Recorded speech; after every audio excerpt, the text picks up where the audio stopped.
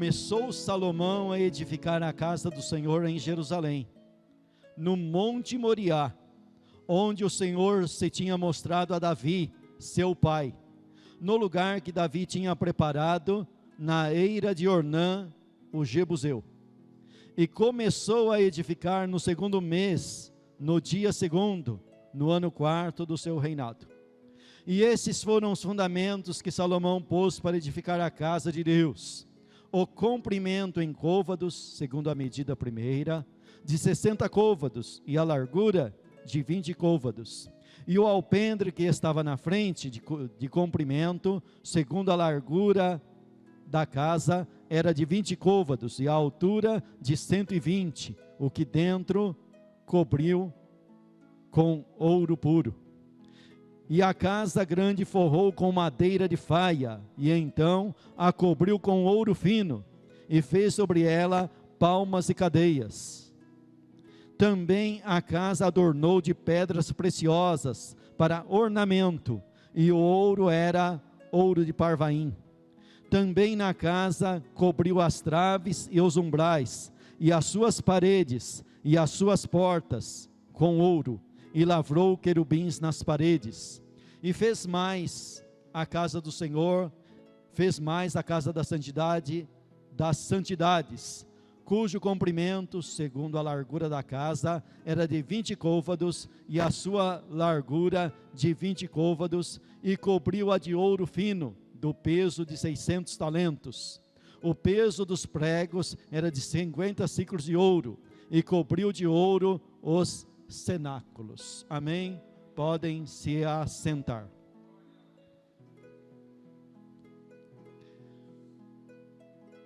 A construção do grandioso templo de Salomão em Jerusalém. Quem teve o desejo de edificar esse templo foi o seu pai, o rei Davi. Até então, o povo de Israel tinha como local de culto o tabernáculo de Moisés. Esse templo vai ser algo totalmente suntuoso em relação ao tabernáculo. Ele é muito maior, muito mais grandioso, glorioso em todos os aspectos. Embora vai manter o tema central do tabernáculo, mas ele em pompa, em glamour, em glória, era muito além do tabernáculo. Davi teve o desejo de construir o templo, mas foi impedido por Deus. Deus então explicou para ele que ele não poderia edificar o templo, porque por ele ser um homem de guerra, por ter derramado muito sangue, mas Deus disse: o teu filho que vier de ti, que vier após ti, que sentar no trono, ele me edificará a casa, porque eu darei a ele um período de paz.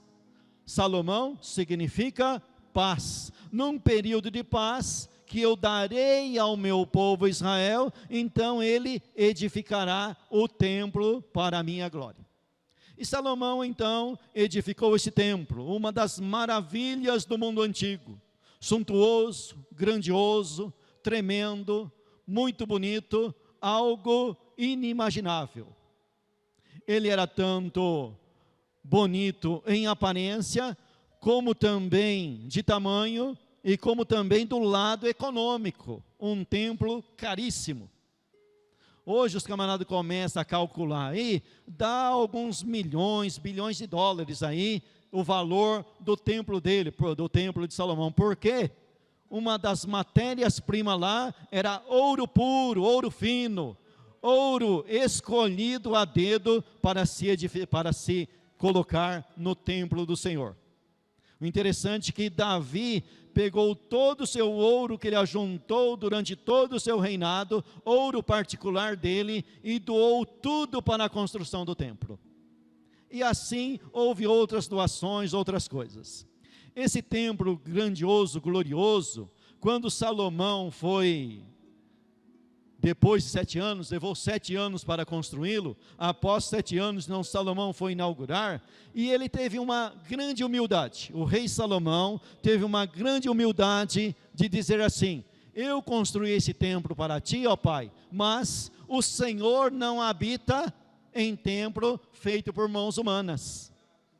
E Deus então, a resposta daquele coração humilde, daquela oração humilde, daquela humildade do povo de Israel, então na ocasião, Deus responde com glória, Deus responde com fogo, Deus responde com nuvem, de tal maneira que o culto não podia ser celebrado, porque os sacerdotes não podiam parar em pé na presença de Deus, por causa da glória de Deus. E a glória encheu aquele templo. E então Deus responde com fogo, Deus responde com glória, Deus responde com nuvem, e Deus então coloca uma condição.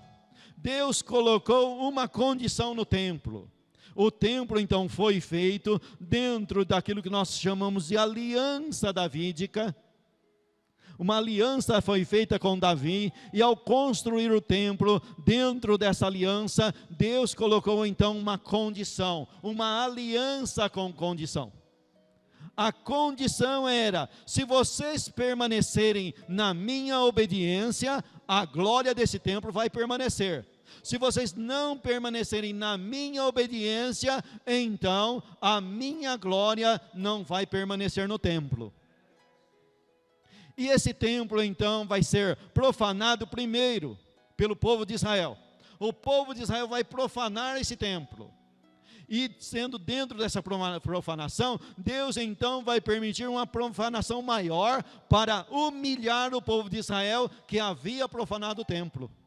E Deus então permite o povo de Babilônia vir e destruir o templo.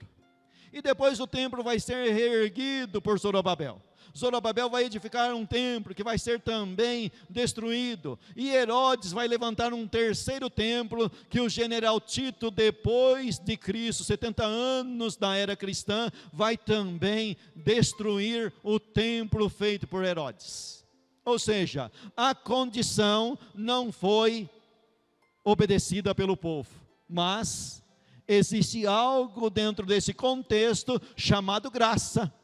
Porque é pela graça que se faz o segundo, é pela graça que se faz o terceiro, e é pela graça que vai vir tudo que vai vir, e Deus vai fazer o que tem que fazer pela graça, e não pela condição que o homem fez da parte dele.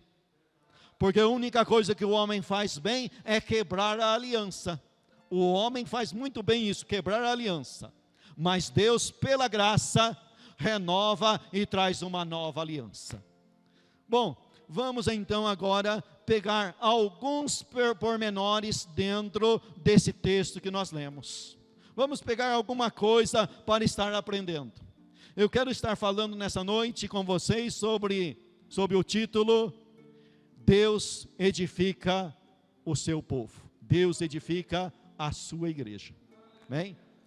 E começando aqui, versículo 1: e começou Salomão a edificar a casa do Senhor em Jerusalém. Presta bem atenção aqui, que houve algo da parte de Salomão. Ele começou alguma coisa, ele teve prontidão em começar uma obra. É necessário começar alguma coisa.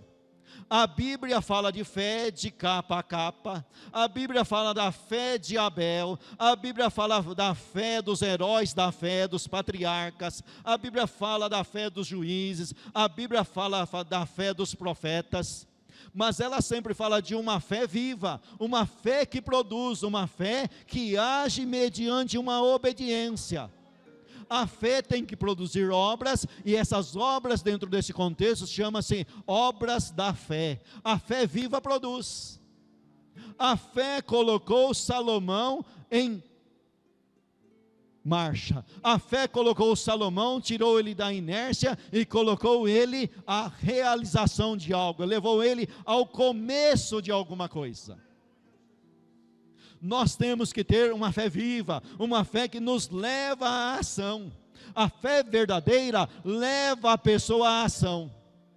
Não é questão que você vai fazer algo para ser salvo, mas você vai fazer algo porque dentro de você existe algo chamado fé, e essa fé não vai deixar você quieto. Essa fé não pode ser inútil. Nós não podemos pegar a fé e transformar ela em algo inútil. Ela tem que ser útil. Tem que ser uma fé viva, tem que ser uma fé que produz. Uma fé de ação, uma fé que coloca em prática alguma coisa. Uma fé que quando alguém perguntar e pedir para você, você tem como mostrar. Eu obedeço porque eu acredito. Eu obedeço, eu coloco a palavra, o mandamento em prática, o mandamento da Bíblia, o mandamento de Deus em prática, porque eu acredito na Bíblia, porque eu acredito no mandamento, porque eu acredito que Deus tem uma obra, e nessa obra Ele conta comigo e com você.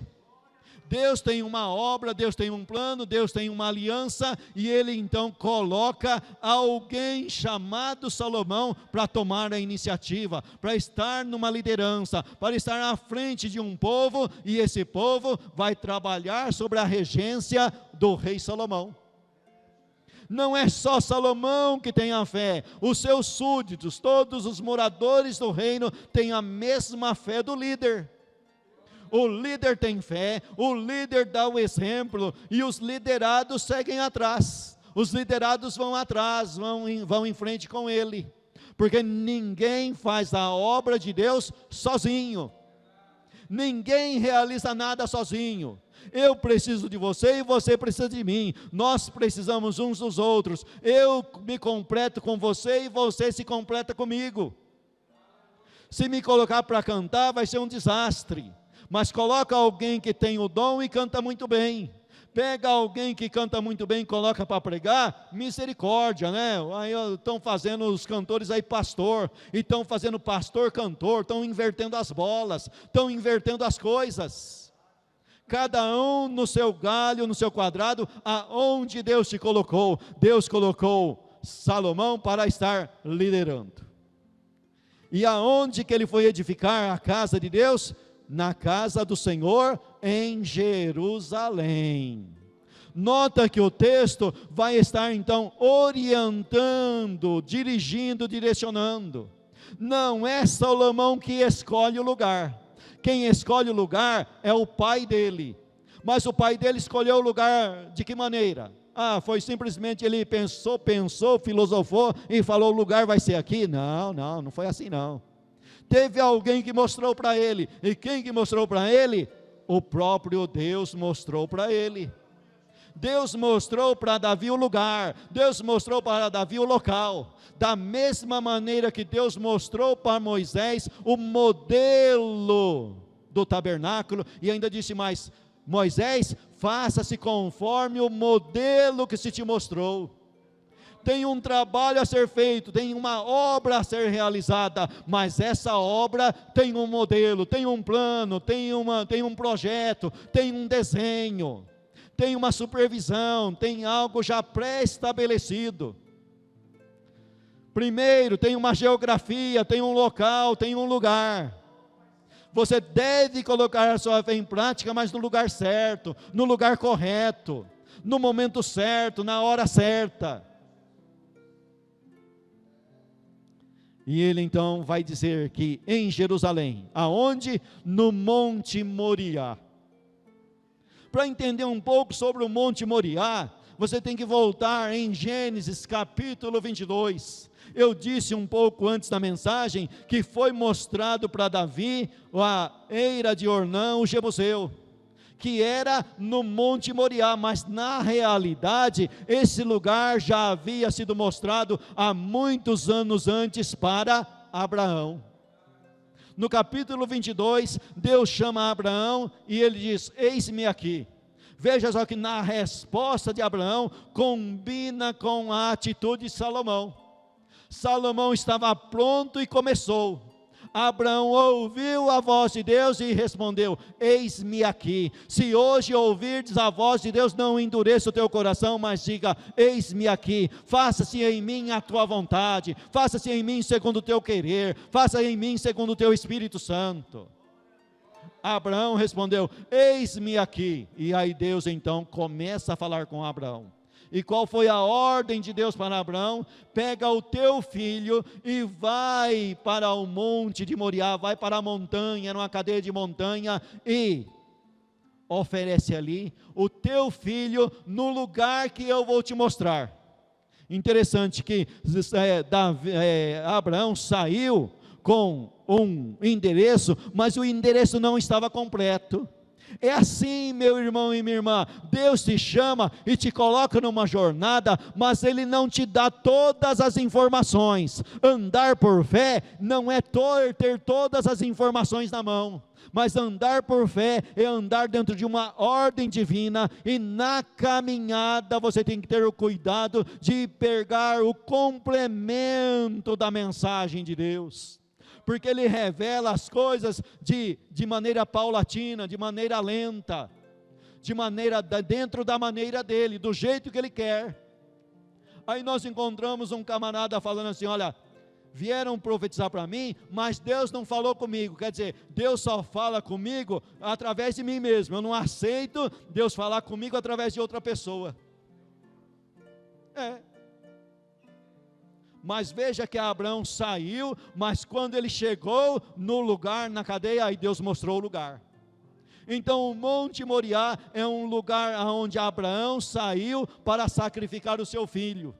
Mas no meio do caminho, que levou 3 dias de caminhada, houve um diálogo, houve algumas perguntas, e dentro dessas perguntas, ou vai aumentar a fé, ou vai aumentar a certeza, ou vai dar lugar para a incredulidade, e o camarada vai voltar para trás. Olha só, Deus te coloca numa caminhada, nessa caminhada vem perguntas, vem empecilhos, vem problemas, vem provas, vem provações, e nisso você tem que aprender a ouvir a voz de Deus e ser persistente e não abandonar a primeira profecia que foi falada na tua vida. E ele então vai para o Monte Moriá e responde ao seu filho: meu filho, porque o filho perguntou: olha, nós temos todos os preparativos aqui, temos lenha, temos fogo, temos cutelo, temos todos os aparelhos para o sacrifício, mas está faltando o principal. Cadê o cordeiro para o sacrifício? E a resposta de Abraão foi: meu filho, Deus proverá para si o cordeiro. Interessante, né? Deus proverá para si o cordeiro. O escritor aos Hebreus, ao analisar esse texto, ele faz uma reinterpretação do texto. Ele diz ali pelo Espírito Santo que Abraão teve a capacidade de uma fé tão grande, que acreditou que mesmo que ele matasse o seu filho, Deus o ressuscitaria dos mortos para cumprir a promessa que ele seria um pai de multidão de nação. E o escritor aos Hebreus diz assim, e em figura ele o recobrou. Então, desde aquele acontecimento lá, e o anjo fala com Abraão, porque ele chegou a amarrar o seu filho para sacrificar a Deus no Monte Moriá, e ali então ele ouve a voz de Deus bradando através do anjo desde os céus, dizendo assim: Abraão, Abraão, não faças mal ao menino, porque agora eu sei que você temes a Deus. E quando ele desamarrou seu filho e olhou para o lado, lá estava amarrado em um arbusto um cordeiro, porque Deus proveu para si um cordeiro. E ali então no Monte Moriá, você tem a doutrina da substituição. Quem que morreu no lugar de Isaque? O cordeiro. Sabe por quê? Isaque não seria o sacrifício perfeito para a minha e a tua salvação, mas o cordeiro de Deus que tira o pecado do mundo, esse é o sacrifício perfeito. Sabe por quê? Porque Deus proveu para si o cordeiro. Então no Monte Moriá, a coisa principal que você aprende é que tudo está provido. A providência de Deus já preparou tudo. Você vai apenas entrar como mordomo, você vai apenas entrar administrando aquilo que Deus já preparou. Você é mordomo de um dom, você é mordomo de um ministério, você é mordomo de um trabalho. Você vai fazer um trabalho para Deus, e dentro desse trabalho, tudo já está de antemão preparado. Você só precisa entrar, como diz a turma aí, né? Ligar na fiação, ou ligar na mente do Espírito, e conhecer, e entender, e compreender qual que é a tua parte nesse trabalho. Qual é o teu lugar nesse trabalho? E ali então, estava tudo preparado. E você quer saber de uma coisa? Em João, lá na multiplicação dos pães, tem um bom exemplo disso daí. Porque Jesus chegou para os discípulos e disse o seguinte para os discípulos: tem uma grande multidão comigo, eu estou com compaixão da multidão. Eu tenho compaixão delas, porque se eu despedir elas assim, estão famintas já há 3 dias comigo, e se eu despedir elas assim, elas vão desfalecer de fome pelo caminho. Dai-lhe voz de comer. Qual foi a resposta que deram para Cristo? Senhor, mas nem uma padaria aqui dá jeito, mas nem um economista aqui dá jeito. Ó, economista não dá jeito, chefe de cozinha não dá jeito, mas quem disse para os discípulos que Jesus estava pedindo economista, chefe de padaria, pessoa que mexe com comida? Não, Jesus não estava pedindo isso. Jesus estava dando uma ordem: dai-lhe voz de comer.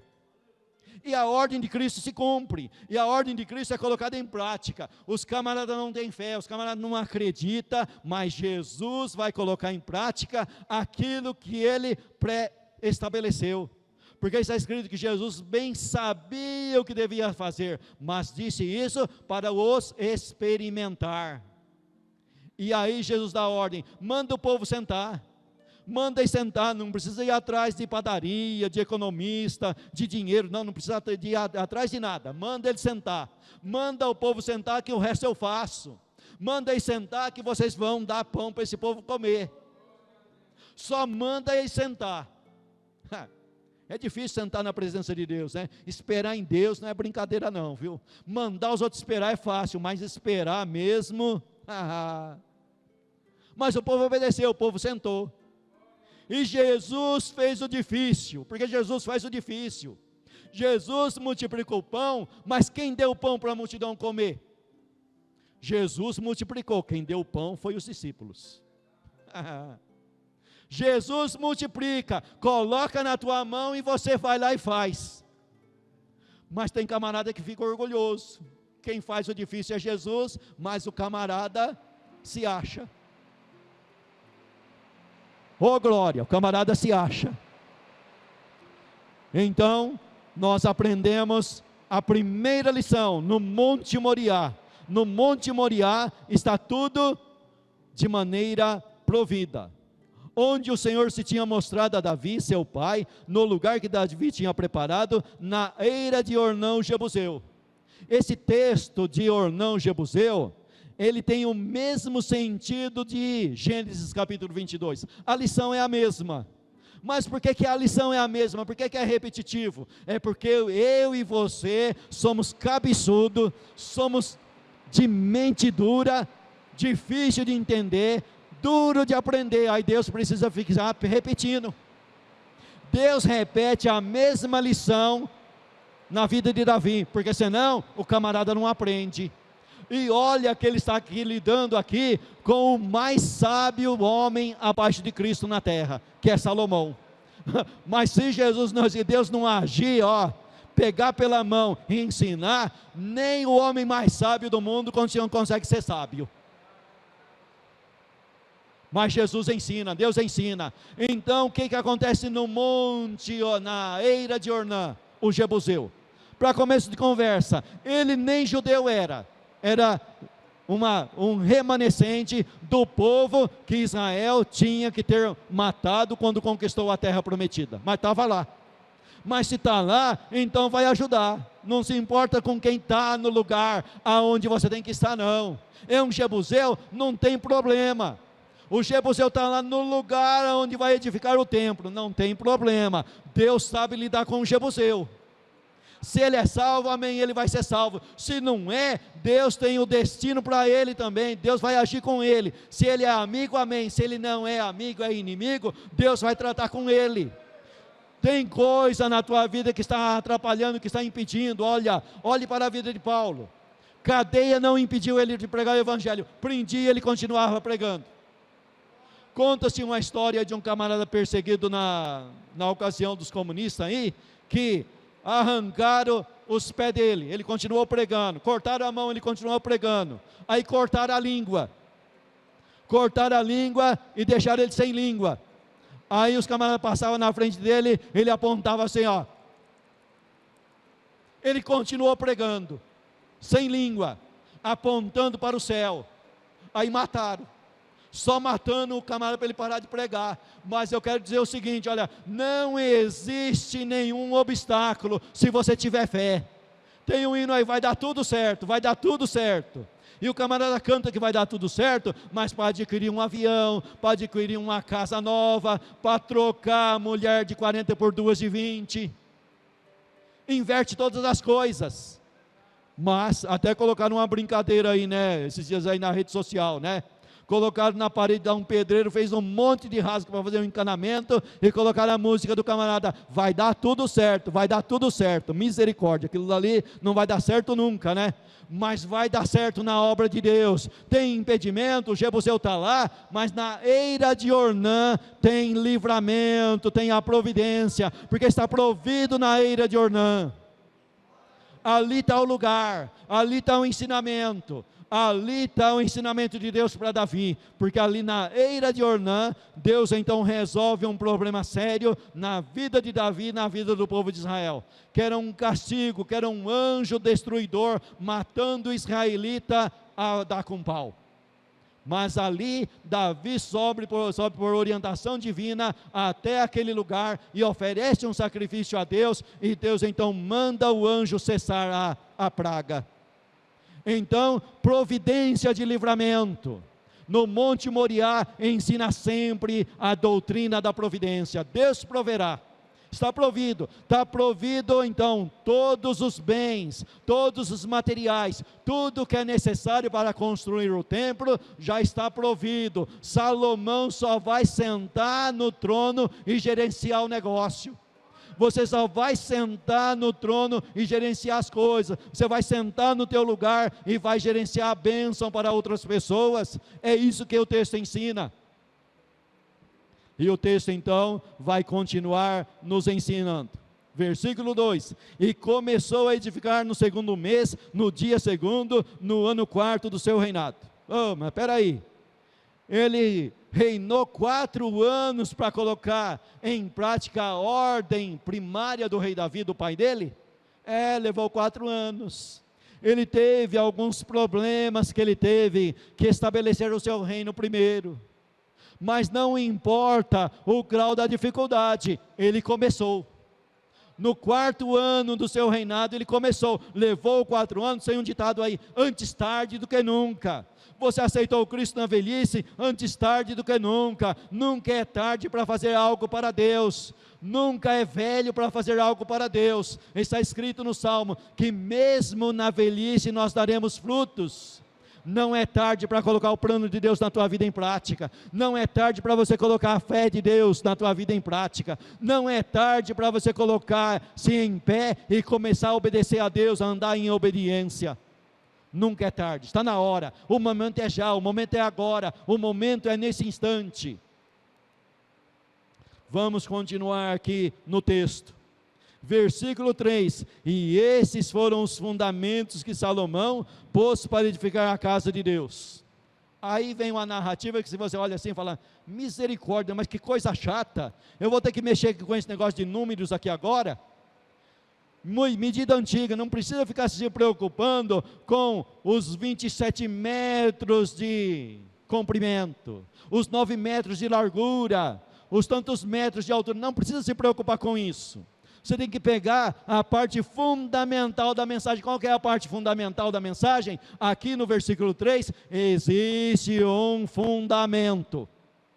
E esse fundamento tem que ser colocado em prática. É a mesma mensagem do começo, existe um modelo. Esse modelo não pode ser mudado por mim e por você. Nós não temos o direito de mudar o modelo, de tirar o fundamento. O fundamento foi lançado. Qual que é esse fundamento? O fundamento dos apóstolos, o fundamento de Cristo, o fundamento dos profetas. Aquilo que está registrado nas Escrituras é o nosso fundamento para a edificação da igreja.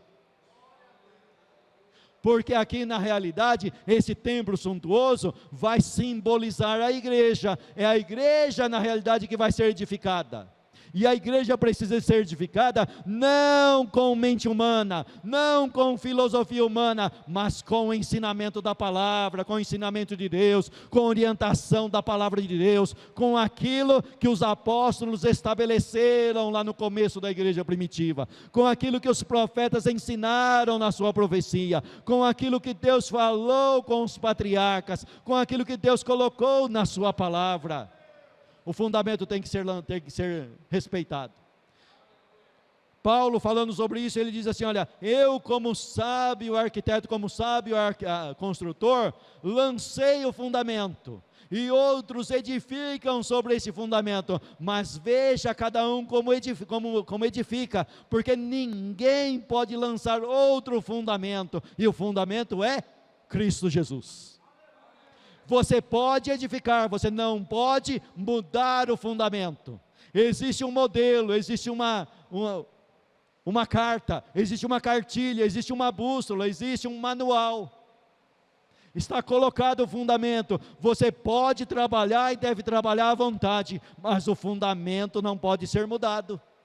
Você não pode mudar o fundamento, pelo contrário, você tem que conhecer o fundamento. É chato conhecer essa leitura aqui, de medida, e largura, isso e aquilo.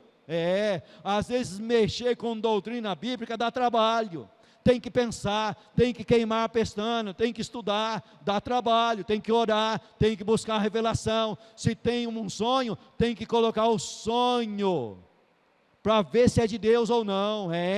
Tem que fazer comparação, tem que pedir para Deus mostrar se é mesmo Deus que está mostrando o sonho, se não é coisa da carne, se não é coisa de barriga cheia. Tem gente que começa a mexer com o sonho, vai muito bem, depois cria um monte de heresia. Por quê? Porque deixa de lado o fundamento, e não podemos deixar de lado o fundamento. O fundamento foi colocado. E dentro desse fundamento agora tem as medidas, e agora ele vai começar a falar que o ornamento desse fundamento, porque o fundamento em si é feio, mexer com a doutrina é coisa feia, mas tem a beleza que molda, tem aquilo que dá beleza, que dá glamour, que dá aparência. E aí você vai olhar para isso e falar, meu Deus, mas que coisa cara, hein? Uma tonelada de ouro, não sei tanto de ouro, prata, e bronze, e ferro, e madeira de lei, olha, colocado tudo na ponta do lápis, é um preço exorbitante.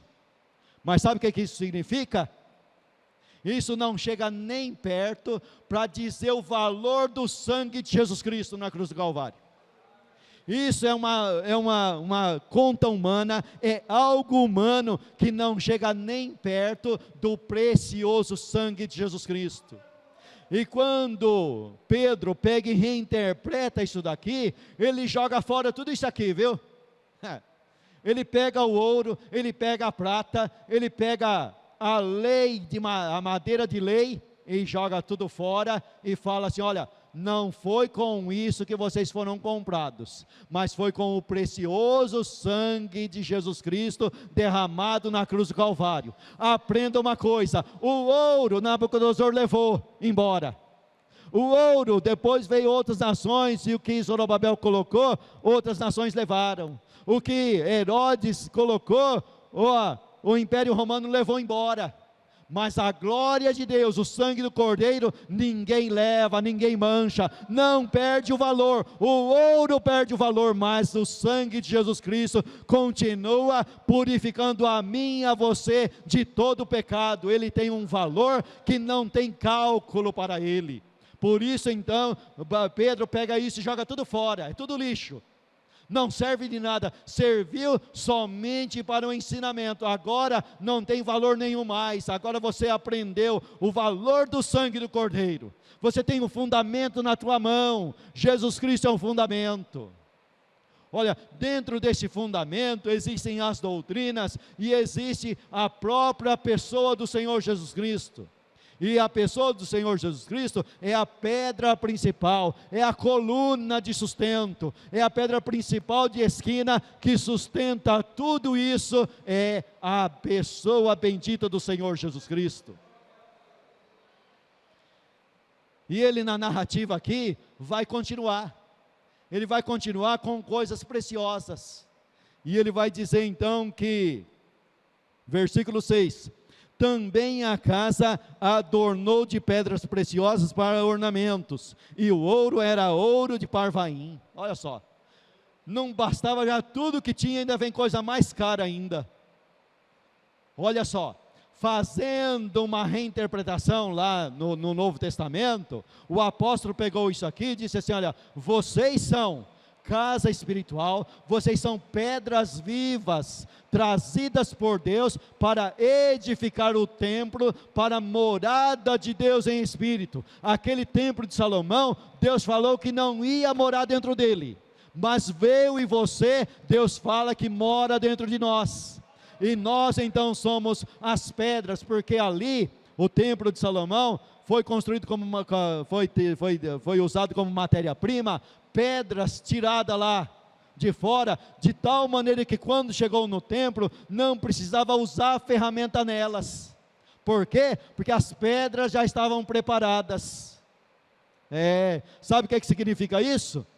Jesus coloca na minha e na tua vida algo que não tem valor para calcular, que é o Espírito Santo, pedras preciosas, dons espirituais, a pessoa do Espírito Santo, ouro puro de Ofir, de Parvaim, colocado na tua vida. É o Espírito Santo morando dentro de você, é o Espírito Santo agindo dentro de você, é pedra preciosa, é dons espirituais dado para a igreja, para a glória e louvor de Deus. A igreja está revestida de ornamento, a igreja é bela, a igreja é bonita, a igreja é gloriosa. Está escrito no Novo Testamento, está escrito em Efésios, que ele, para resgatar para si uma igreja pura, gloriosa, sem mácula, sem mancha, é a igreja cheia desse ouro, cheia de coisas preciosas, que não tem como calcular o valor que mora dentro de você. Isso aqui é apenas uma sombra, a sombra dos bens futuros, diz o escritor aos Hebreus. E nós então temos isso em mãos, nós temos isso conosco agora. E ele então vai continuar dizendo: fez mais a casa da santidade das santidades, cujo comprimento, segundo a largura da casa, era de 20 côvados, e a sua largura de 20 côvados, e cobriu-a de ouro fino, do peso de 600 talentos. Aqui na casa agora, no Santos dos Santos, foi o ouro fino. Você sabe que o Santos dos Santos era o lugar onde o sumo sacerdote entrava uma vez por ano, que representa dentro do escritor aos Hebreus, o santuário no céu, onde o nosso sumo sacerdote entrou de uma vez por todas, não todo ano, mas ele entrou de uma vez por todas, não com muitos sacrifícios, mas com um único sacrifício, porque o sacrifício dele é perfeito, e ele entrou lá no Santo dos Santos, e rasgou o véu, e abriu caminho para nós também. E nós agora oramos, nós estamos caminhando para a Nova Jerusalém, e a Nova Jerusalém, o templo verdadeiro, está dentro da Nova Jerusalém, onde o templo terreno que somos nós, iremos habitar junto com Deus. Você vai para o capítulo 21 e 22 de Apocalipse, ali você vê a cidade ornada de ouro, as ruas são de ouro, as portas são de pérolas, tudo isso representa o ouro verdadeiro na vida de Jesus, revestido de ouro, revestido de glória, junto com a sua igreja, revestida de ouro, revestida de glória, na glória, já perfeita, em perfeito estado, deixou de ser noiva e passou a ser esposa do Cordeiro.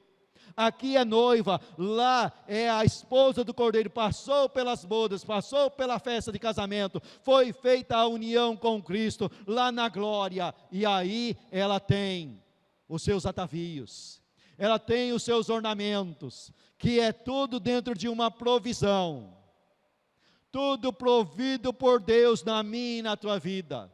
E assim nós chegamos ao fim da nossa mensagem.